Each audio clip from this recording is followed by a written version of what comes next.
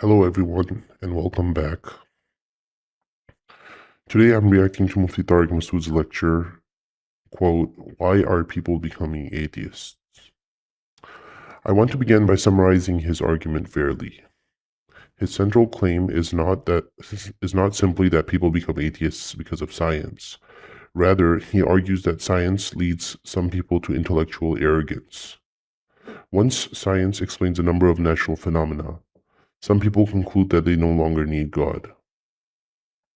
He He also argues that atheists avoid the fundamental question, where did the universe, matter, and energy come from? His answer is that the universe requires the necessary being, Allah, and from there he transitions into the importance of Tawheed and worshipping Allah alone. I understand why this is where many Muslim speakers begin. If there is no creator, Islam cannot be true, so discussing God's existence is a perfectly reasonable place to start. Where I disagree with is his explanation of why many atheists reject Islam. The lecture repeatedly suggests that arrogance lies at the heart of atheism. I don't think that describes my journey at all. Arrogance implies that I know Islam is true and refuse to accept it. But that's not what happened. The reason I'm not a Muslim is much simpler. I've never become convinced that Islam's central claims are actually true. There is an enormous difference between saying, quote, "I reject something I know is true," and saying, quote, I remain unconvinced because the evidence has not persuaded me."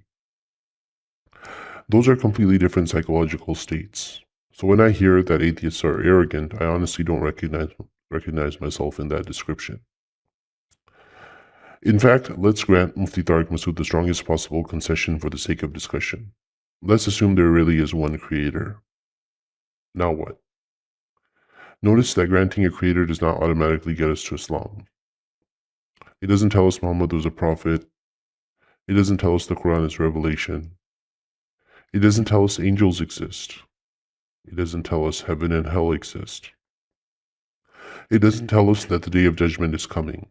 It doesn't tell us that the Dajjal, Gog and Magog, or the beast of the earth will appear. Those are separate historical and supernatural claims.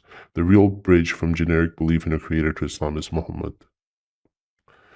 That is why I think the real discussion begins, not ends, after someone grants a creator. Historically speaking, Islam rises and falls with Muhammad. If Muhammad truly represented the creator of the universe, then Islam deserves to be taken seriously. If he did not, then establishing a creator doesn't rescue Islam.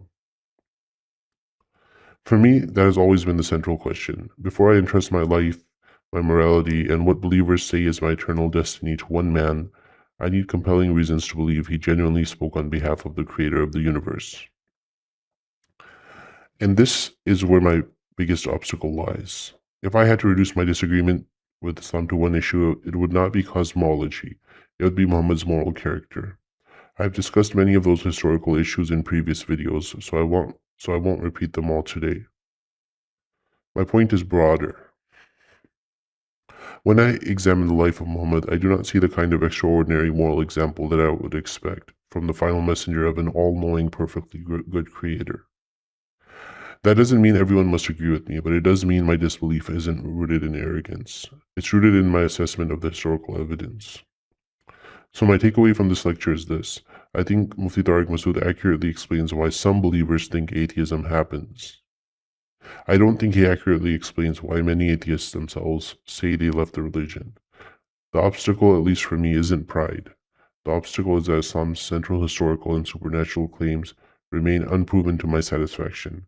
A creator may be the beginning of the conversation, but Muhammad is where Islam ultimately stands or falls. I'd love to hear your thoughts in the comments. Thank you for watching, and I'll see you in the next video.